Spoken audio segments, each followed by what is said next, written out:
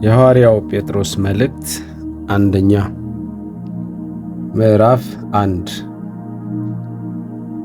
የኢየሱስ ክርስቶስ ሐዋርያ ጴጥሮስ በጳንጦስ፣ በገላትያ፣ በቀጰዶቅያ፣ በእስያና በቢታንያ ተበትነው በመጻተኝነት ለሚኖሩ ለእግዚአብሔር ምርጦች እግዚአብሔር አብ አስቀድሞ አውቋቸው ኢየሱስ ክርስቶስን ለመታዘዝ ደሙ ለተረጨባቸውና በመንፈስ አማካኝነት ለተቀደሱት ጸጋና ሰላም ይብዛላችሁ። የጌታችን የኢየሱስ ክርስቶስ አምላክና አባት ይባረክ። እርሱ ከታላቅ ምሕረቱ የተነሳ በኢየሱስ ክርስቶስ ከሞት መነሳት ምክንያት ለሕያው ተስፋ በሚሆን አዲስ ልደት እንዲሁም በሰማይ ለማይጠፋ ለማይበላሽና ለማይለወጥ ርስት እንደገና ወለደን። እናንተም በመጨረሻው ዘመን ሊገለጥ የተዘጋጀው ድነት እስኪመጣ ድረስ በእምነት አማካኝነት በእግዚአብሔር ኃይል ተጠብቃችኋል። አሁን በብዙ አይነት ፈተና ውስጥ ሆናችሁ ለጥቂት ጊዜ መከራን ብትቀበሉም እንኳ በዚህ እጅግ ደስ ይላችኋል። እነዚህ ነገሮች በእናንተ ላይ የደረሱት በእሳት ተፈትኖ ቢጠራም ጠፊ ከሆነው ወርቅ ይልቅ እጅግ የከበረው እምነታችሁ እውነተኛ መሆኑ እንዲረጋገጥና ኢየሱስ ክርስቶስ በሚገለጥበት ጊዜ ምስጋናን፣ ክብርንና ውዳሴ እንዲያስገኝላችሁ ነው። እርሱንም ሳታዩት ትወዱታላችሁ። አሁን ባታዩትም በእርሱ ታምናላችሁ። መግለጽ በማይቻልና ክብር በሞላበት ሐሴት ደስ ብሏችኋል። የእምነታችሁን ፍጻሜ እርሱም የነፍሳችሁን ድነት እየተቀበላችሁ ነውና። ለእናንተ ስለሚሰጠው ጸጋ ትንቢት የተናገሩት ነቢያት ስለዚህ ድነት ተግተው በጥንቃቄ ይመረምሩ ነበር። በእነርሱ ውስጥ የነበረው የክርስቶስ መንፈስ ስለ ክርስቶስ መከራ እንዲሁም ከመከራው በኋላ ስለሚሆነው ክብር አስቀድሞ በመናገር ያመለከታቸው ጊዜ መቼና እንዴት እንደሚፈጸም ይመረምሩ ነበር። አሁን ከሰማይ በተላከ መንፈስ ቅዱስ ወንጌልን ባበሰሩላችሁ ሰዎች የነገሯችሁን ነገር ባወሩላችሁ ጊዜ እናንተን እንጂ ራሳቸውን እንዳላገለገሉ ተገለጠላቸው። መላእክትም እንኳ ሳይቀሩ እነዚህን ነገሮች ይመኛሉ። ስለዚህ ልባችሁን አዘጋጁ፣ ራሳችሁንም ግዙ። ተስፋችሁን ኢየሱስ ክርስቶስ ሲገለጥ ለእናንተ በሚሰጠው ጸጋ ላይ ሙሉ በሙሉ አድርጉ። ታዛዦች ልጆች እንደመሆናችሁ መጠን ቀድሞ ባለማወቅ ትኖርበት የነበረውን ክፉ ምኞት አትከተሉ። ነገር ግን የጠራችሁ እርሱ ቅዱስ እንደሆነ እናንተም በኑሯችሁ ሁሉ ቅዱሳን ሁኑ። ምክንያቱም እኔ ቅዱስ ነኝና እናንተም ቅዱሳን ሁኑ ተብሎ ተጽፏል። ለሰው ሳያደላ በእያንዳንዱ ላይ እንደየሥራው የሚፈርደውን አባት ብላችሁ የምትጠሩት ከሆነ በዚህ ምድር በእንግድነት ስትኖሩ በፍርሃት ኑሩ። ከቀድሞ አባቶቻችሁ ከወረሳችሁት ከንቱ ከሆነ ሕይወት የተዋጃችሁት በሚጠፋ ነገር በብር ወይም በወርቅ እንዳልሆነ ታውቃላችሁ። ነገር ግን እናንተ የተዋጃችሁት ነውርና እንከን እንደሌለበት በግ ደም፣ በክርስቶስ ክቡር ደም ነው። እርሱ አስቀድሞ የታወቀው ዓለም ከመፈጠሩ በፊት ሲሆን አሁን ግን በመጨረሻው ዘመን ስለ እናንተ ተገለጠ። በእርሱም አማካኝነት ከሞት ባስነሳውና ክብርን በሰጠው በእግዚአብሔር ታምናላችሁ። ስለዚህ እምነታችሁና ተስፋችሁ በእግዚአብሔር ላይ ነው። እንግዲህ ለእውነት በመታዘዝ ነፍሳችሁን ስላነጻችሁ ለወንድሞቻችሁ ቅን ፍቅር ይኑራችሁ። እርስ በርሳችሁም አጥብቃችሁ ከልብ ተዋደዱ። ዳግመኛ የተወለዳችሁት ከሚጠፋ ዘር ሳይሆን ሕያው በሆነና ጸንቶ በሚኖር በእግዚአብሔር ቃል አማካይነት ከማይጠፋ ዘር ነው። ምክንያቱም መጽሐፍ እንደሚል ሥጋ ለባሽ ሁሉ እንደ ሳር ነው፣ ክብሩም ሁሉ እንደ ሜዳ አበባ ነው። ሳሩ ይጠወልጋል፣ አበባውም ይረግፋል፣ የጌታ ቃል ግን ለዘላለም ጸንቶ ይኖራል። የተሰበከላችሁም የምሥራች ቃል ይህ ነው። ምዕራፍ 2 እንግዲህ ክፋትን ሁሉ፣ ማታለልን ሁሉ፣ ግብዝነትን፣ ቅናትንና ሐሜትን ሁሉ አስወግዱ።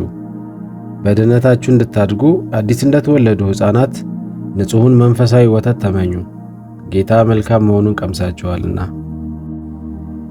በሰው ዘንድ ወደ ተናቀው በእግዚአብሔር ዘንድ ግን ወደ ተመረጠውና ክቡር ወደ ሆነው ወደዚህ ሕያው ድንጋይ እየቀረባችሁ እናንተ ደግሞ በኢየሱስ ክርስቶስ አማካኝነት እግዚአብሔርን ደስ የሚያሰኝ መንፈሳዊ መሥዋዕት ታቀርቡ ዘንድ ቅዱሳን ካህናት ለመሆን እንደ ሕያዋን ድንጋዮች መንፈሳዊ ቤት ለመሆን ትሠራላችሁ።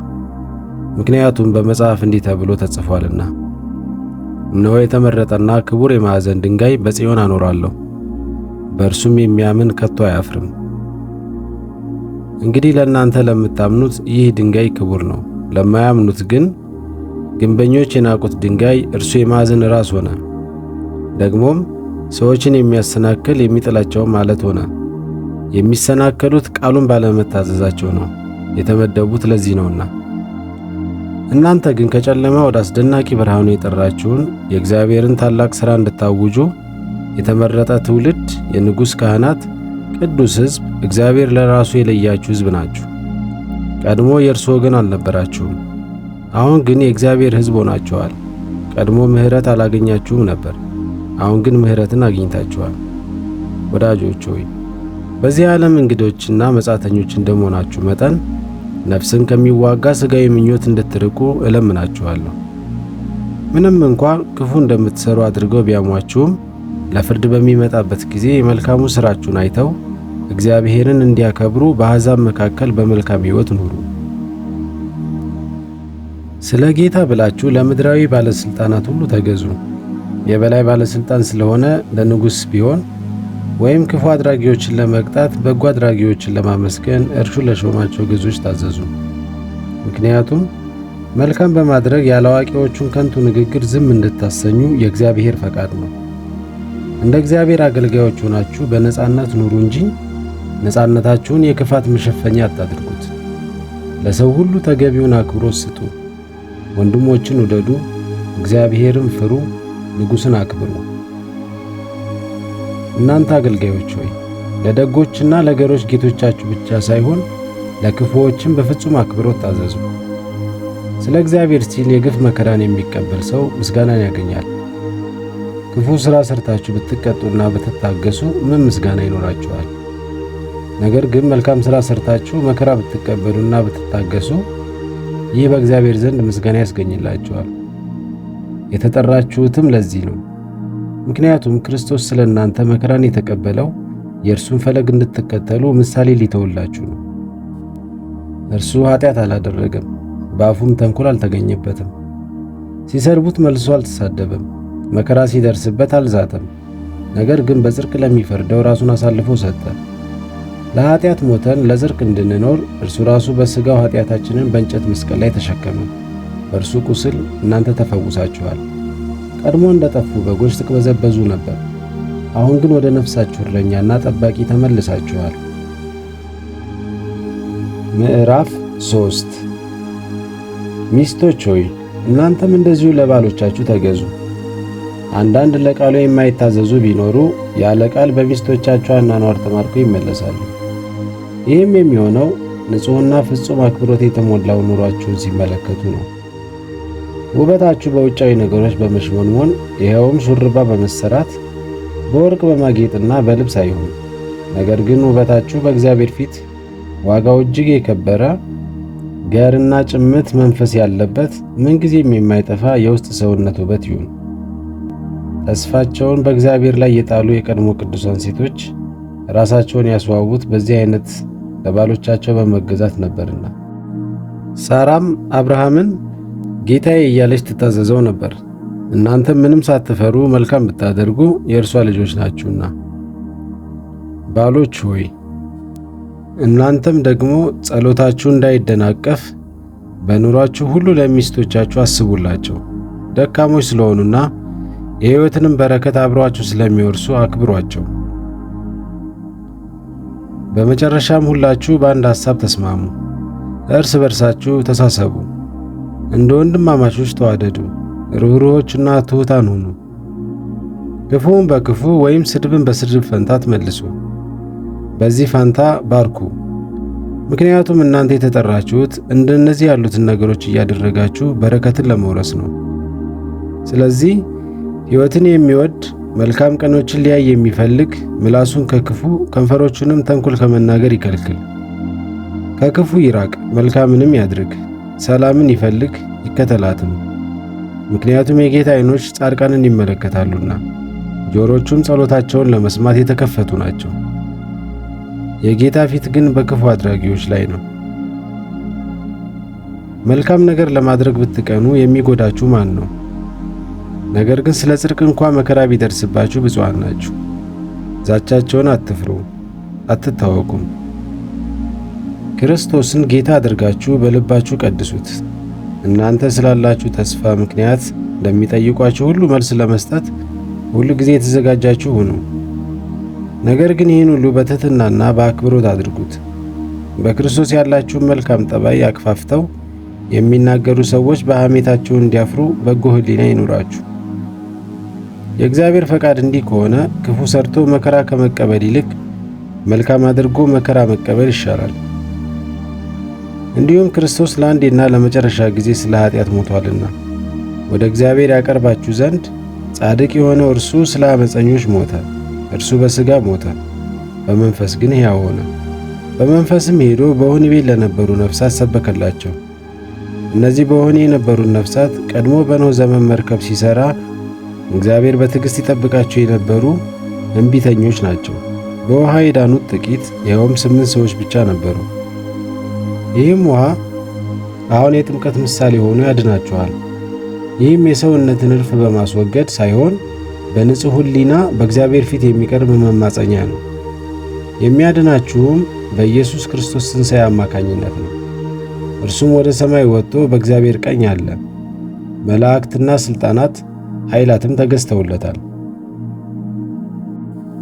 ምዕራፍ 4 እንግዲህ ክርስቶስ በሥጋው መከራን ስለተቀበለ እናንተም በዚሁ ዓላማ ታጥቃችሁ ተነሱ። ምክንያቱም በሥጋው መከራን የሚቀበል ሰው ኃጢአትን ትቷል። ከዚህም የተነሳ ከእንግዲህ በሚቀረው ምድራዊ ሕይወት እንደ እግዚአብሔር ፈቃድ እንጂ እንደ ሥጋ ምኞት አይኖርም። አሕዛብ ፈቅደው እንደሚያደርጉት በመዳራት፣ በሥጋዊ ምኞት፣ በስካር፣ በጭፈራ፣ ያለ ልክ በመጠጣት፣ በአጸያፊ የጣዖት አምልኮ የተመላለሳችሁበት ያለፈው ዘመን ይበቃል። ይህም በመሰለ ብኩን ሕይወት ከእነርሱ ጋር ስለማትሮጡ እንግዳ ሆኖባቸው በመደነቅ ይሰድቧቸዋል። ነገር ግን በሕያዋንና በሙታን ላይ ሊፈርድ ለተዘጋጀው መልስ ይሰጣሉ። ወንጌል ለሙታን እንኳ ሳይቀር የተሰበከው በዚህ ምክንያት ነው። ስለዚህ እንደ ማንኛውም ሰው በሥጋ ይፈረድባቸዋል፣ በመንፈስ ግን እንደ እግዚአብሔር ፈቃድ ይኖራሉ። የሁሉ ነገር መጨረሻ ተቃርቧል። ስለዚህ መጸለይ እንድትችሉ ንቁ አእምሮ ይኑራችሁ፣ ራሳችሁንም የምትገዙ ሁኑ። ፍቅር ብዙ ኃጢአትን ይሸፍናልና ከሁሉ በላይ እርስ በርሳችሁ ከልብ ተዋደዱ። ሳታጉረመርሙ እርስ በርስ ተስተናጋገዱ። እንደ ታማኝ የእግዚአብሔር ልዩ ልዩ ጸጋ መጋቢ እያንዳንዱ ሰው በተቀበለው የጸጋ ስጦታ ሌላውን ያገልግል። ከእናንተ ማንም የሚናገር ቢኖር እንደ እግዚአብሔር ቃል ይናገር። የሚያገለግልም ቢኖር እግዚአብሔር በሚሰጠው ብርታት ያገልግል። ይኸውም እግዚአብሔር በኢየሱስ ክርስቶስ አማካኝነት እንዲከብር ነው። ክብርና ኃይል ለእርሱ ከዘላለም እስከ ዘላለም ይሁን፣ አሜን። ወዳጆች ሆይ እንደ እሳት የሚፈትን ብርቱ መከራ በመቀበላችሁ እንግዳ ነገር እንደደረሰባችሁ በመቁጠር አትደነቁ። ነገር ግን ክብሩ በሚገለጥበት ጊዜ ደስታችሁ ታላቅ እንዲሆን የክርስቶስ መከራ ተካፋይ በመሆናችሁ ደስ ይበላችሁ። ስለ ክርስቶስ ስም ብትሰደቡ የክብር መንፈስ የሆነው የእግዚአብሔር መንፈስ በእናንተ ላይ ስለሚያርፍ ብፁዓን ናችሁ። ከእናንተ ማንም መከራን የሚቀበል ቢኖር ነፍሰ ገዳይ ወይም ሌባ ወይም ወንጀለኛ ወይም በሰው ነገር ጣልቃ ገቢ ሆኖ መከራን አይቀበል። ክርስቲያን በመሆኑ መከራ ቢደርስበት ግን ስለዚህ ስም እግዚአብሔርን ያመስግን እንጂ አይፈር። ፍርድ ከእግዚአብሔር ቤት የሚጀምርበት ጊዜ ደርሷልና። እንግዲህ ፍርድ የሚጀምረው በእኛ ከሆነ ለእግዚአብሔር ወንጌል የማይታዘዙት ሰዎች መጨረሻቸው ምን ይሆን? እንግዲህ ጻድቅ የሚድነው በጭንቅ ከሆነ አመፀኛውና ኃጢአተኛው እንዴት ሊሆን ይሆን? ስለዚህ እንደ እግዚአብሔር ፈቃድ መከራ የሚቀበሉ ሁሉ ነፍሳቸውን ለታመነ ፈጣሪ አደራ ሰጥተው መልካም ማድረጋቸውን ይቀጥሉ። ምዕራፍ 5 እንግዲህ ከእነርሱ ጋር እኔም ሽማግሌና የክርስቶስ መከራ ምስክር የሆንኩ እንዲሁም ወደፊት የሚገለጠው ክብር ተካፋይ የምሆን በመካከላችሁ ያሉትን ሽማግሌዎች እመክራችኋለሁ። በእናንተ ኃላፊነት ስር ያለውን የእግዚአብሔርን መንጋ ጠብቁ። የምትጠብቁትም ከእግዚአብሔር እንደሚጠበቅባችሁ በግድ ሳይሆን በፈቃደኝነት፣ ለጥቅም በመስገብገብ ሳይሆን ለማገልገል ባላችሁ ጽኑ ፍላጎት ይሁን። እንዲሁም በአደራ ለተሰጣችሁ መንጋ መልካም ምሳሌ በመሆን እንጂ በላያቸው በመሰልጠን አይሆን። የእረኞች አለቃ በሚገለጥበት ጊዜ የማይጠፋውን የክብር አክሊል ትቀበላላችሁ። ጎልማሶች ሆይ እናንተም እንዲሁ ለሽማግሌዎች ተገዙ። ሁላችሁም እርስ በርስ በመከባበር ትሕትናን ልበሱ። ምክንያቱም እግዚአብሔር ትዕቢተኞቹን ይቃወማል፣ ለትሑታን ግን ጸጋን ይሰጣል። ስለዚህ እርሱ በወሰነው ጊዜ ከፍ እንዲያደርጋችሁ ከእግዚአብሔር ብርቱ እጅ በታች ራሳችሁን ዝቅ አድርጉ። እርሱ ስለ እናንተ ስለሚያስብ የሚያስጨንቃችሁን ሁሉ በእርሱ ላይ ጣሉት። ራሳችሁን የምትገዙ ሁኑ፣ ንቁም። ጠላታችሁ ዲያብሎስ የሚውጠውን በመፈለግ እንደሚያገሳ አንበሳ ወዲያ ወዲህ ይዞራል። በዓለም ዙሪያ ያሉት ወንድሞቻችሁ ተመሳሳይ መከራ እንደሚቀበሉ አውቃችሁ በእምነት ጸንታችሁ ተቃወሙት። በክርስቶስ ወደ ዘላለም ክብሩ የጠራችሁ የጸጋ ሁሉ አምላክ ለጥቂት ጊዜ መከራ ከተቀበላችሁ በኋላ እርሱ ራሱ መልሶ ያበረታችኋል፣ አጽንቶም ያቆማችኋል። ኃይል ከዘላለም እስከ ዘላለም ለእርሱ ይሁን፣ አሜን። እንደ ታማኝ ወንድም በምቆጥረው በስልዋኖስ አማካኝነት ይህን አጭር መልእክት ጽፌላችኋለሁ። የጻፍኩላችሁም ልመክራችሁና ይህ እውነተኛ የእግዚአብሔር ጸጋ መሆኑን ልመሰክርላችሁ ብዬ ነው። በዚህ ጸጋ ጸንታችሁ ቁሙ።